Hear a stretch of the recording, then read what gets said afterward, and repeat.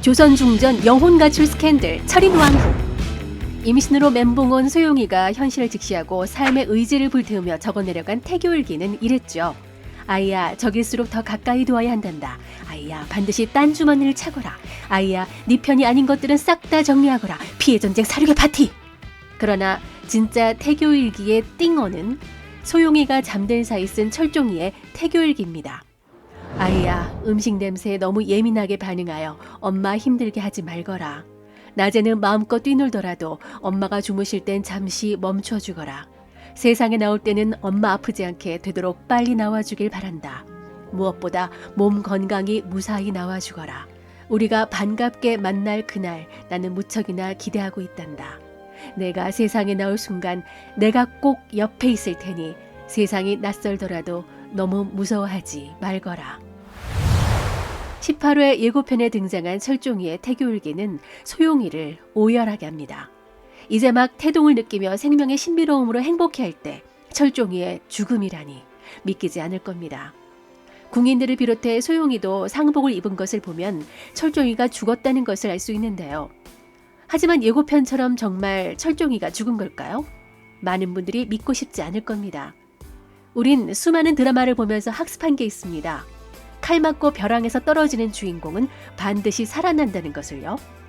그리고 철종이는 비장하게 궐 밖으로 나가기 전 태교일기에 내가 세상에 나올 순간 내가 꼭 옆에 있겠다고 써놨습니다.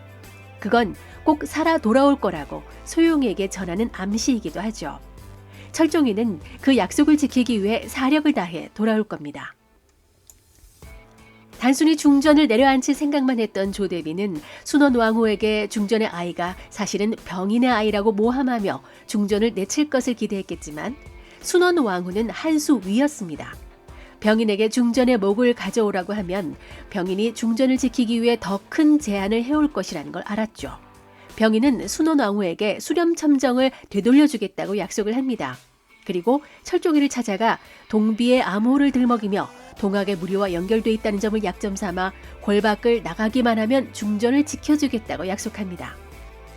그런데 철종이가 밀란을 잠재우러 나간다는 명분으로 순원왕후에게 수렴첨정을 맡기고 궐 밖으로 나간 후 얼마 되지 않아 병인이가 나타나죠. 그리곤 둘의 혈투가 벌어집니다. 너만 없으면 된다며 병인이 철종이를 죽이려 듭니다. 그런데 이게 속임수일 수 있겠다는 생각이 드는데요. 너만 죽으면 된다가 아니라 너만 없으면 된다라고 했기 때문이죠.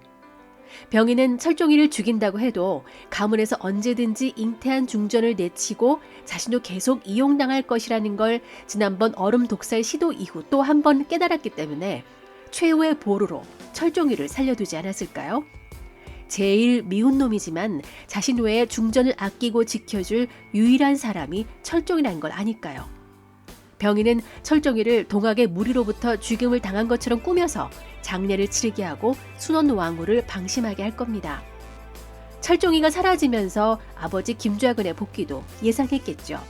가문의 의심을 사지 않기 위해 병인은 더욱 냉혹한 모습을 볼 것 같습니다. 이런 사실도 모르는 소용이는 철종이 없이 소용이로 살아가는 것에 대한 의미를 찾을 수 없어 무기력해질 텐데요. 또한 사실을 모르는 영평군은 소용이와 병인이 짜고 철종이를 죽음으로 내몰았을 거라고 생각하고 병인이 보는 앞에서 중전을 없애겠다며 칼을 들이대죠. 어쩌면 잉태한 아이도 병인의 아이라고 생각할지도 모릅니다.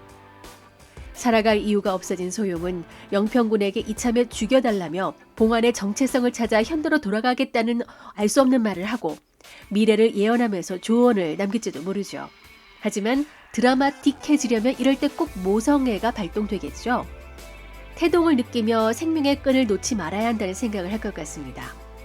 과연 이런 대치 상황에 병인은 어떻게 대처할까요? 정말 병인과 철종이는 어떤 미략을 한 걸까요?